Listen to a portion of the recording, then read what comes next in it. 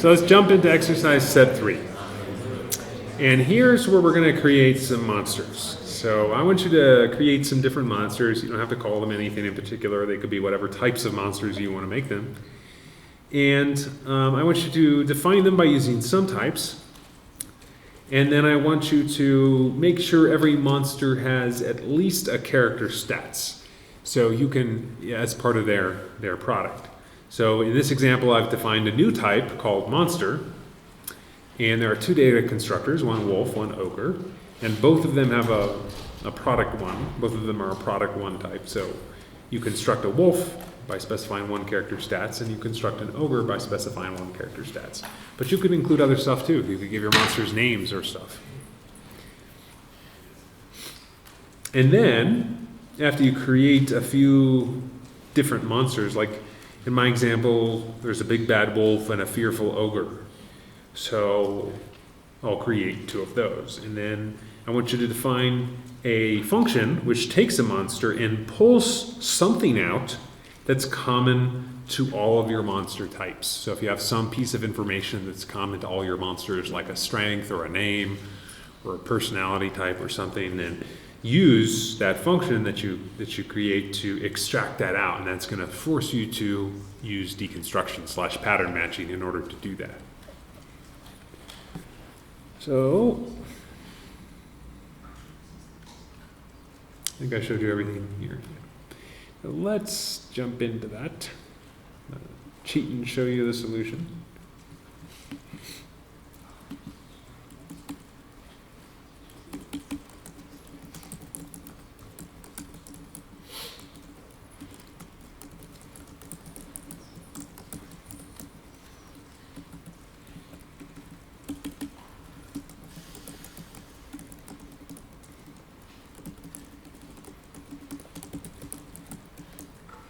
Notice I'm using parentheses here. I'll explain that in a second.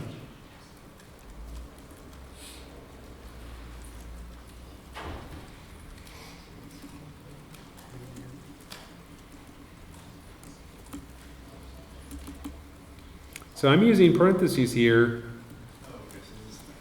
Why? Well, because what is wolf? What is wolf? It's a data constructor. It's a data constructor, aka a function, and it's a function from this parameter character stats. So if we give it a character stats, it's going to give us back a monster. So wolf is a function. It's a data constructor. If we give it a character stats, it'll give us back a monster. So wolf is a function that takes 1 parameter. And if I were to not use parentheses here, what would happen? Well, in the compiler's mind, this is taking the wolf function and it's feeding it this. It would complain about that because you can't feed it types or data constructors. And then it would complain here because there's a type error, but then it would complain even more if you could get past that about 2 extra parameters. So there's really just 1 parameter, and it's a character stats. So we use parentheses, and then character stats, we call that data constructor, and we give it the 2 things it needs, and then we get back out of that a character stats, and then we feed that single character stats into wolf. And it's going to take you some time before you can parse code like this, pure script, and know where all the parentheses have to go, and know where you can leave them out. But when you're first starting, it's better just to add parentheses everywhere around any place you think you might need them, just because. It's better to have too many than too few. Is it your type definition? What's that? Is it your type definition on Big Bad Wolf? So you're returning a wolf, you want to return character? No, it's actually correct. Because there is no such type as wolf. Remember, types are defined to the left of the equal sign. So, Big Bad Wolf should be a monster, right? Instead of character stats. oh, yes, of course. You are correct, not incorrect. I am incorrect. Yeah, so this is a monster. This is a monster. Types are introduced over here. This should have been a monster. And indeed, if I tried to compile that, instead of just assuming that I'm infallible, which I'm clearly not, then it would have spit out that error. And the fearful ogre, well, he's not going to have much health, but he's going to be really strong. And let me just compile that, make sure I didn't make any other silly little errors, which I did. And normally I don't even look at the errors, I just go back to the code. It's complaining about something. Copy paste, it gets me every time.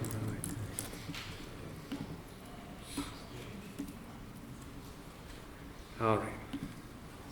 So now, the final exercise here is extracting out something that's common to all. And in my example, both of my monsters have character stats, so I'm just going to pull out the strength of the monster here.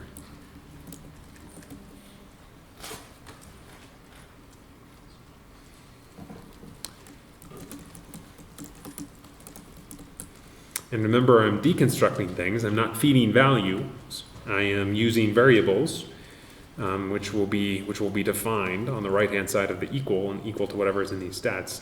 So I'm going to do health and then blank. I don't care about the strength, and I'm going to return the health. Or no, is that true? No. It's the opposite. I'm returning the strength. And let me just compile that. And I have another error. You need another deconstructor. Oh, right. Sorry. Yeah. You're totally right. I've got to do wolf separately from ogre.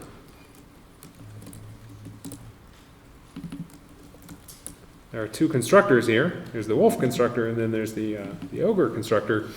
And PureScript is saying, hey, you're going to have to handle both of these cases. Either it's a wolf or it's an ogre. You're going to have to handle both. Can't just jam an underscore in Yeah. You're going to have to handle both.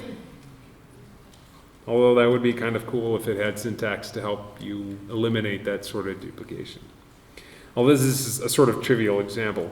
My two things, they don't really differ in any meaningful way other than the names here, but in general you have different parameters. All right, and that's it. And now I can extract out strength from any type of monster, no matter what type of monster it happens to be. Everyone get that?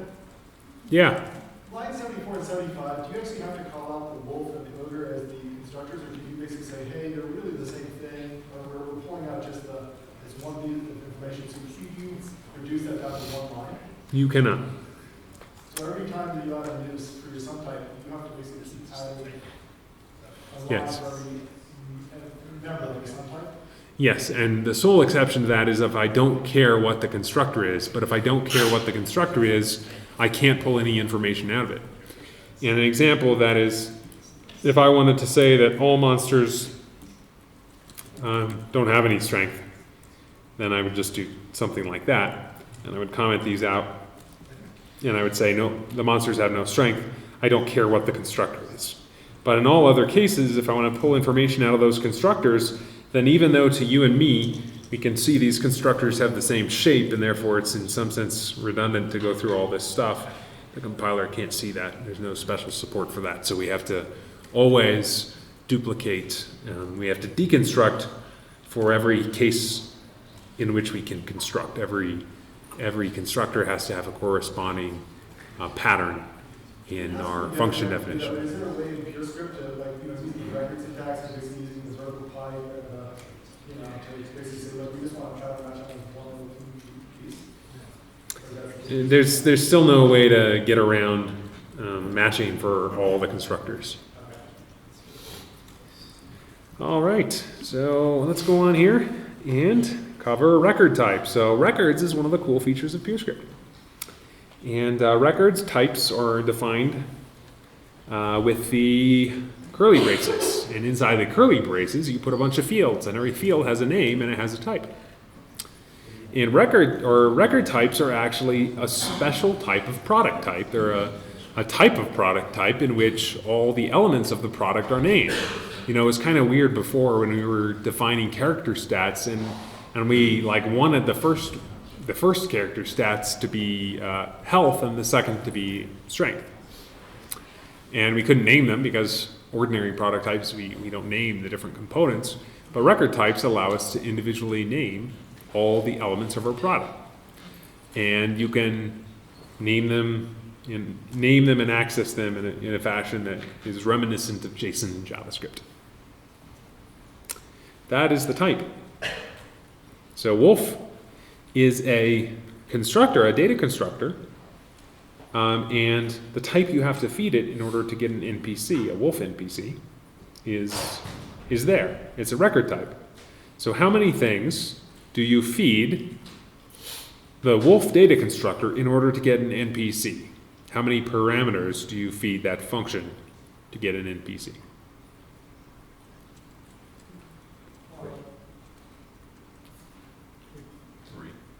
One. Trick question. Sorry. Trick question. You feed it one record. One record that contains three things. So we'll see that in a second. But remember, this wolf, right over here, this Wolf data constructor. There's a single type here, just one. There's just one type, which means you feed that data constructor just one thing. And it happens to be a record that contains three things. In here is a row of types. PureScript has row types, which is pretty novel. It's something that Haskell doesn't have. Those are the labels, and these are the types of the labels. So this Wolf has a name that's a string, a location that's a loc, and a health that's a number. And there is syntax for both constructing records and deconstructing them, and it looks more or less how you would assume if you have a JavaScript or JSON background. That is, you use the curly braces, you use the labels, and then you use the values. And to deconstruct it, remember deconstruction always uses the same syntax as construction, so nothing fancy going on there. I create a Wolf with a make Wolf function, and I build that record there, and then I define a name of helper function to pull out the name of my different character types, and I do that by deconstructing the record. And in this case, I just deconstruct the name and I ignore the two other fields inside that record. And that's something that PureScript allows you to do, is when you're deconstructing records, you don't have to name all the different things in there. You just have to name what is relevant and important to you. Once you have a record, so record values, once you have a record value, and this is, remember, this is where that trick question comes into play. You construct Wolf with a single thing, that is a record that happens to have three things, which means you deconstruct it. You can deconstruct it with this variable record, and you deconstruct it with a single parameter called record, and that single parameter called record now is an actual record value. Once you have a record value, you can do things like .name or .loc or .health or any of the other fields. And that syntax should be familiar if you know an object-oriented programming language. Is the same for Java and those types of things. You can think of records as being like objects or class instances or something of that nature. There's syntax for updating records. So you specify the record name, and then in curly braces, you specify the name of the label you want to update, the equal sign, not the colon, and then the new name. And what that update means is, remember, things don't change in PureScript. That would violate the requirement that everything has to be a function, and you have to always get the same thing back out that you put in. So what happens is when you use the record update syntax, it actually creates a new record that's a copy of the old record with the specified modifications applied. And that's how you manage state in functional programs is you create new copies of things with specified modifications applied. How is that implemented underneath? Does it do copy and write? Does it share? Or does it, For records, it's something relatively dumb, but it will be a shallow copy. So it doesn't depend on the depth of your object. It only depends on its breadth. So if you have a record with 10 things, then 10 things will be copied, but not all the hierarchy. And then there's some other magical record syntax stuff you don't really need to know. I just wanted to show it to you. You can actually create shorthand accessors, and basically setters and getters and all updaters, all kinds of things by using the underscore. If you have a background in Scala, you'll recognize that instantly. It has a similar meaning to what it has in Scala. All right, so let's go on to this exercise. We are going to create a state, or we're going to modify the existing state in game state. So currently the game's super simple. There is really no state. If you look at that state thing in there, you're going to find that it doesn't store anything, and so we can't do anything in the game world, and it can't remember any of the things that we did.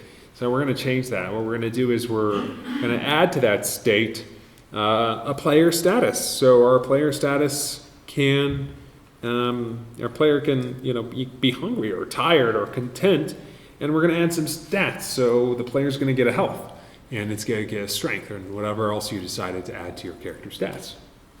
So I want you to first modify the state. So find that point in the code. It's at a different point. It's in the game state module. And then I want you to, after you modify that state and add something interesting, I want you to modify the describe function in main so that it's capable of describing the player state. And you're going to have to do some new stuff here. So let me walk you through it.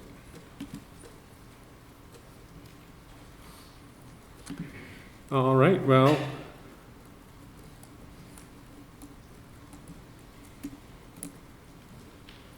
Can you explain the difference between the type keyword and the data keyword? yes, so type is a type alias.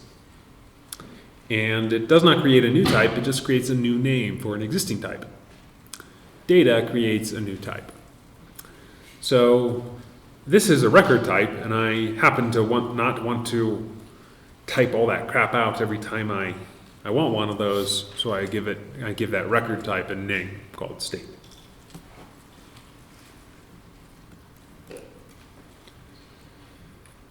Make sure that works. Whoa. John, how different is that from making the data? What's that? You could create a data, right? You could create a data. Yeah, I could create a data. And the only difference is I would have to deconstruct if I wanted to. Yeah, we're at one level. Exactly, whereas now I can use the record dot syntax to pull out the fields without having to first deconstruct. All right, so here's my problem. I've added this stuff, but I haven't modified the starting state. And here's where you're going to run afoul of imports. So what we're going to do here is it's going to complain that my initial starting state up here, it doesn't have these two fields. I need a player status and a player stats.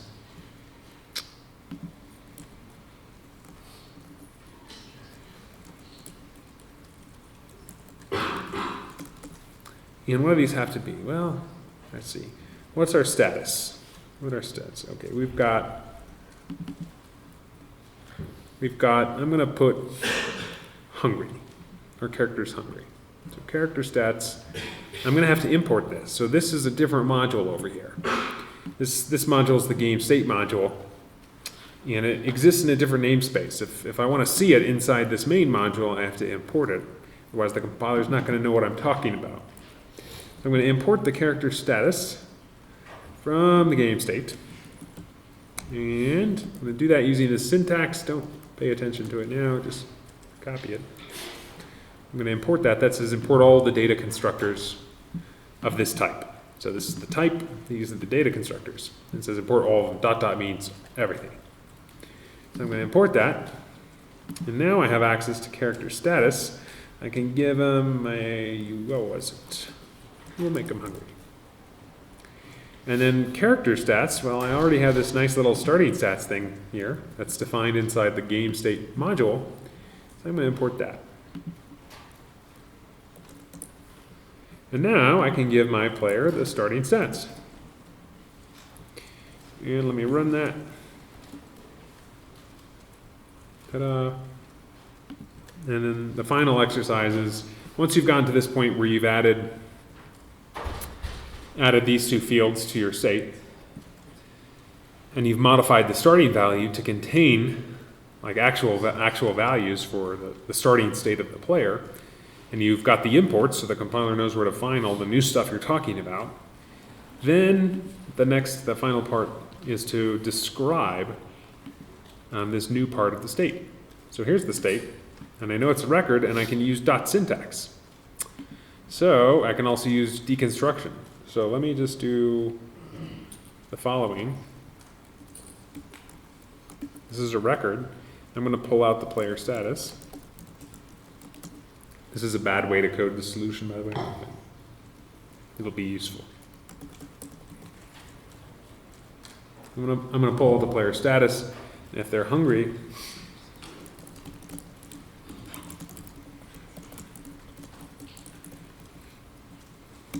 I'll do that.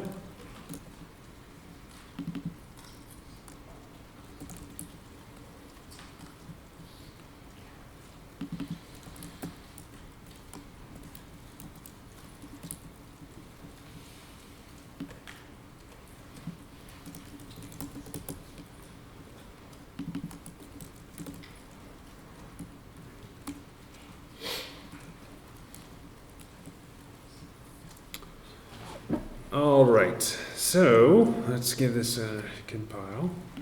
And there are lots of other ways you could write that function. Build successful.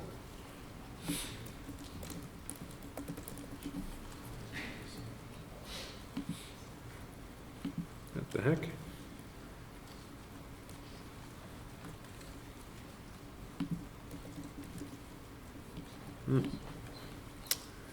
All right, I have to do this. That crap. Yeah, pulp browser file compiles everything into a single JavaScript file, and then the greater than operator dumps it all into game.js, and then the game.html file actually references the game.js. So that's why this is somewhat contrived. Ta-da! I'm standing around and really, really hungry, which is actually true, by the way. I miss my paleo muffin. What's at the help desk? Oh, okay. No food in here. I know. No food in here. What's that? So did everyone get that? That demonstrates actually quite a bit of complexity. Constructing records, adding types to records, deconstructing records, pattern matching against different terms in a sum. There's actually a lot, and this is a big chunk of the pure script language. This is data, and this is functions. It doesn't get tremendously more complicated than this. Alrighty, so is everyone somewhere along the way? Yeah? A few people? Everyone else is lost as hell? Could you type state again toward the end? Go down? Yeah. You do the state and put your status. So this is a type. State is a type alias. You don't have to understand that because you're just adding stuff inside here. This already existed, by the way. I don't know if you saw that, but this state already existed. It was just an empty record type, which is a record with no fields, which isn't very useful. And that's why nothing about our game world could ever change. But this state here now has two fields, one called player status, which is a character status, one called player stats, which is a character stats. I'm just getting an error, so I'm just trying to figure out that. Maybe I typed something wrong. You know, there's probably something very, very subtly wrong in there. I can happy to take a look. And then up here, I modified the initial state to include values for the player status field and the player stats field, because now this has type state, and what is state? It's a record that has two fields. So before initial was empty, and now a compiler is going to make me stick two things in there that have the right types.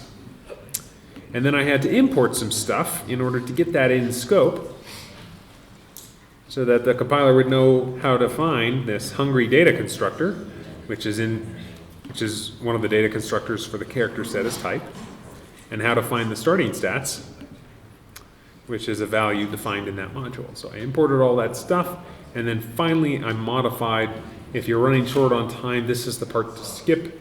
Just skip sort of that description, that modified description. And if you've already gotten to this point and you're twiddling your thumbs, then rewrite this in a better fashion, because you don't have to duplicate all this text just because the player's status changed. What you want is the text, and then after that you want a new line, and then after the new line you want to say, oh, and by the way, you are hungry, or you are tired, or you are content. So you can clean that up quite a bit. All right, so let's go on now, and you can continue working on that and just sort of ignore the next part, because you probably already know it by now, and that is basic function types. So function types, remember, colon you can read as is a member of the set of. So whenever you see colon in PureScript, read it as is a member of the set of, where the set is the thing on the right-hand side. So that applies even for functions. So fav is a member of the set of functions from monster to favorite food. So there's a set of functions. Every function inside this set takes a monster and spits out a favorite food, and fav is an element of that set. And that's how you describe the type, which we've already seen many times so far. Well, it turns out there's another way you can introduce a value which has a function type, and that is called a closure or a lambda or an arrow function. These are called lots of things in lots of different programming languages, called anonymous classes in Java. And what you do is you use a slash, and then you introduce the variable name, in this case monster, and then the arrow sign, and then you do case monster of, and then I write that there. And that actually is equivalent to this definition. So this is the definition you know and love and are pretty familiar with at this point. But this is a new type of definition that's exactly equivalent, that just says fav is a value, and that value is a function, or yeah, it's a function. And that function is from monster to, and then there's the case syntax for deconstruction. And then I do giant map to humans, alien map to kittens. This is what a function looks like in JavaScript. And in ECMAScript 6, it looks like it's coming even closer to PureScript, because you've got the fat arrow syntax.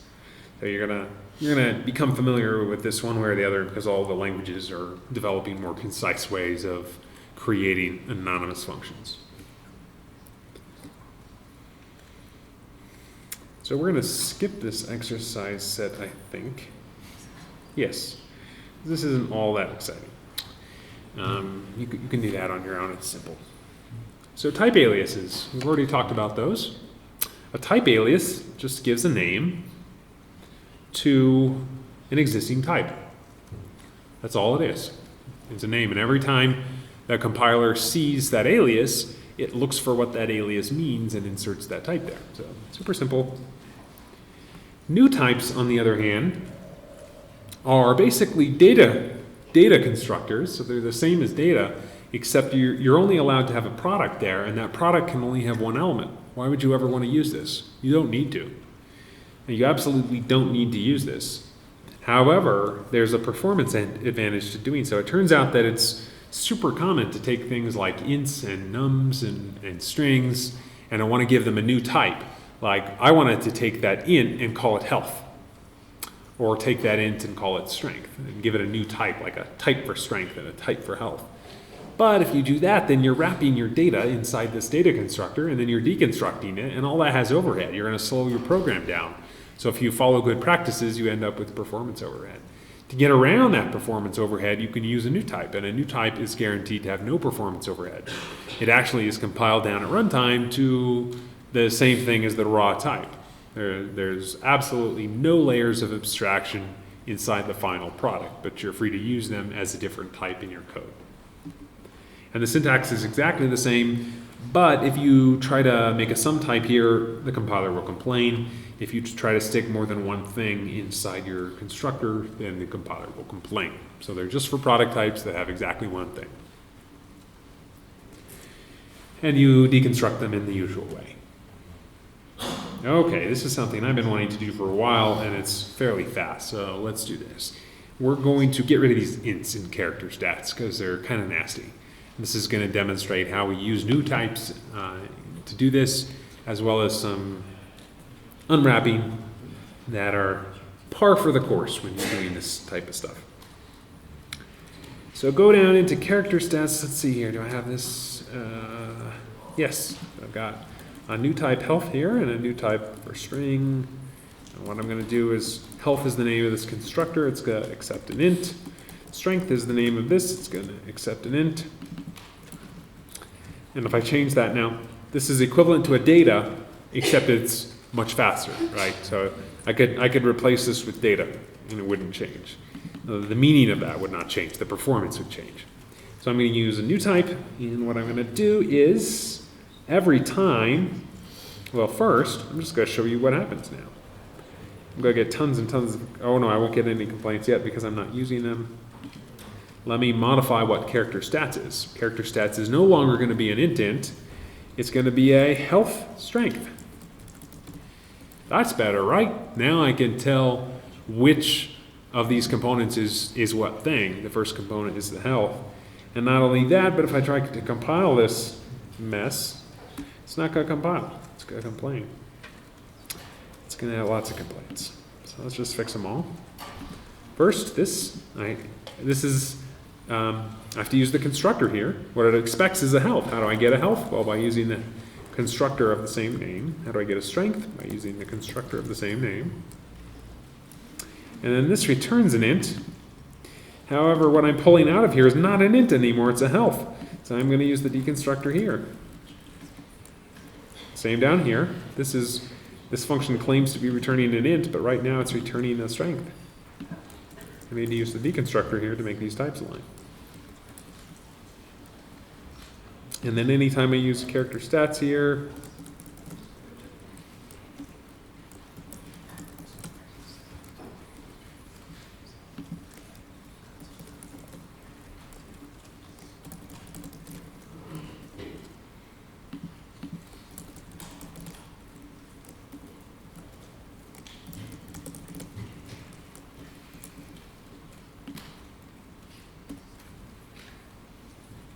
wow, that doesn't happen often. Okay, so I successfully introduced health and strength, and now if I try to pull out a strength, but it's really a health, I'll get an error, and vice versa. So it adds a layer of type safety, but there's no runtime overhead in any of this, just a little more boilerplate. That's what new types are about.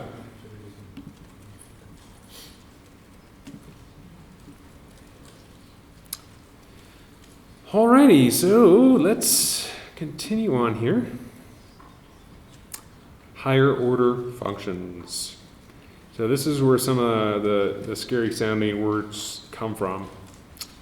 If you've not heard of this before, functions remember functions are mapping from sets to sets, and we've already seen that sets can contain functions. So that means functions can map from functions to functions. And that stack of turtles goes down forever. It could be functions that take functions which take functions which take functions which return functions. And like ad infinitum, there's no limit to that complexity. And I will be the first to admit that I have no idea what the heck I just said means. I know it's possible because you can combine these things together. And probably in real life you would never have such a thing because you would not be able to understand it.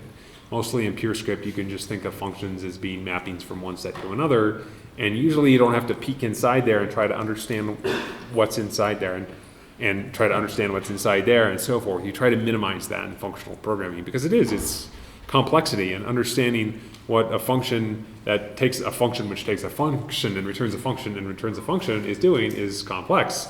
So hopefully, at the very least, you give type synonyms to that stuff, and you can start to make sense of what the semantics of that function are. So higher order functions are functions that accept functions, and this is a higher order function, likes empty string. You're going to pass it a function, and it's going to tell you whether or not that function likes the empty string. Does that sort of make sense? It's a higher order function. So how are we going to implement this function? Well, our function takes a function, so likes empty string takes a function I'm calling f. And we're going to, remember, we're going to return true or false. We're going to return true if the function we were passed likes the empty string, and false if it doesn't. So we test that on the empty string, and if it returns true, meaning it likes it, then we go ahead and return true. And if it doesn't like it, we return false. So in other words, we're testing the function that was passed in and testing its whether or not it likes this empty string and returning the result. This is a higher order function. It's a function that takes a function. And there are functions that higher order functions, which are functions that return functions. And you've already seen these before, you just didn't know it. So this matches thing is going to take, you give it a string and it's going to return a function. And that function will evaluate to true if the string you give it is equal to the first one that was passed in, and false otherwise. So in other words, we can create other functions out of this function. We can say, we're going to create a matches_evil function by calling our matches function and providing the text evil. And what does that give us? It gives us a function which takes a string and returns a Boolean. You can see that in the type. We feed it a string, in this case evil, and it's going to give us a function which takes a string and returns a Boolean. So we're going to feed it evil, and we're going to get back a function which takes the string and tests it for equality against evil and returns us a Boolean. So once, this just gave us a function, by the way. We called this function, it got another function. And then with this function, we're going to test it on John, it's going to return false, we're going to test it on evil, and return true, thus proving I am not evil. Okay, some of you disagree. That's okay. Multi-parameter functions. So I told you already saw this before, and you saw it because PureScript does not have multi-parameter functions. I just sort of made that up. In PureScript, everything is a mathematical function. And what is a mathematical function? It's a mapping from something in the domain to something in the codomain. There aren't 2 domains, or 3 domains, or 4 domains, or 5 domains. It's just one domain, which means every math function maps from something in one set to another. Every PureScript function is the same way. So how do you feed 3 parameters to a function or 2 parameters to our loc data constructor? Well, you do that through the power of higher order functions. It's how you emulate multi-parameter functions. So, for example, this damage NPC function, you feed it a number and it returns a function, which you feed an NPC and it returns an NPC. You can also interpret that as being you feed it a number and an NPC and it returns an NPC. So this is if you will, it's an arity2 function. It's not really, it's an arity1 function that returns an arity1 function which returns a value. But it's the same thing, and remember space is function application. So if you apply a function to one parameter and you get back another function, then space will apply that function to the next parameter. So if you have one of these functions which return functions to values, then you feed them one thing, you get back a function, you use space to feed them another, and then you finally get back the value. So what that tells you is you just separate the parameters by spaces, which is sort of what you would expect and what we've been doing to date without really understanding what that means. And you don't need any other additional features in order to have multi-parameter functions. They're not really multi-parameter functions. And that can confuse you in the following case. You can call a function with less parameters than it expects. Why? Because everything accepts and returns a single parameter. So if you call it with less parameters than it expects, you're just going to get back a function which is not going to be an error like you didn't pass me enough arguments. It's going to be an error like, oh, you got back a function here when we expected something else. So if you see that error, expected a function, but found something else, you probably didn't feed enough parameters to the function to get back the final value. All right, so if you see a function, f, a, b, c, d, e, that's a function f, that's being applied with 1, 2, 3, 4, 5 parameters, And this is how you make sense of it. You just add parentheses in your mind. So first we apply f to a, and we get back another function. And then we apply that function to b, and get back another function, apply it to c, another function d, another function e, and finally we're done, and we get back our final value. Unless that's another function. Oh, there we go. So we're good to go. After we get to d, we get back our e. And here's a bunch of ways you can formulate this. There's shorthand, so you don't have to create anonymous. If you want to create a multi-parameter anonymous function, lambda, there's a shorthand for that. You don't have to do, lambda x to lambda y to whatever. You can do lambda x and then space and then your next parameter, and that's just shorthand for creating all that nested lambda structure. All right, and so there are more exercises here, but they're not super relevant. So I'm going to spend the final 2 minutes, and by the way, we did set a record for how far into this workshop I got. So we are like 3/4 of the way done. So parametric polymorphism. Yeah, Paraguay. So hopefully you've heard of this. If you've not, though, it's not scary, and it fits into PureScript really well. And polymorphic data is data that can have like different shapes. It's a type that can have holes, and you can put other types into there to generate different sets. An example is a map, a 4x4 map. Let's say our game world is 4x4.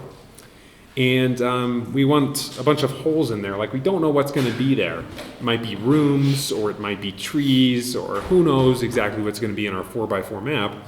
So we want to create a hole and allow us to put integers in there, even though that probably doesn't make sense. But strings, like we could have a 4x4 map of descriptions, right, to describe these different locations. And also a 4x4 map of like inventory, what's there for the player to pick up or put down. So we want to create a generic map, so we use this syntax. It's the ordinary product syntax, data map 4x4, except we add a space, and then we add something that's called a type parameter. And that type parameter, we can refer to that type over on the right-hand side as many times as we want. And what we've done is we've moved from specifying a type, like a concrete type, to specifying a type constructor. Now, map 4x4 is not a concrete type. It's a type constructor. In other words, you use it to build types. How do you build types? You feed it types. So map 4x4 is a type constructor that accepts a single type. It's the same syntax as for functions. So it accepts a type, and if you feed the map 4x4 type constructor a single type, you'll get back a concrete type. So how can we create a map of booleans? Well, you can see there, or how can we create that type? We feed the map 4x4 type constructor the boolean type, and then we get back a map 4x4 of booleans.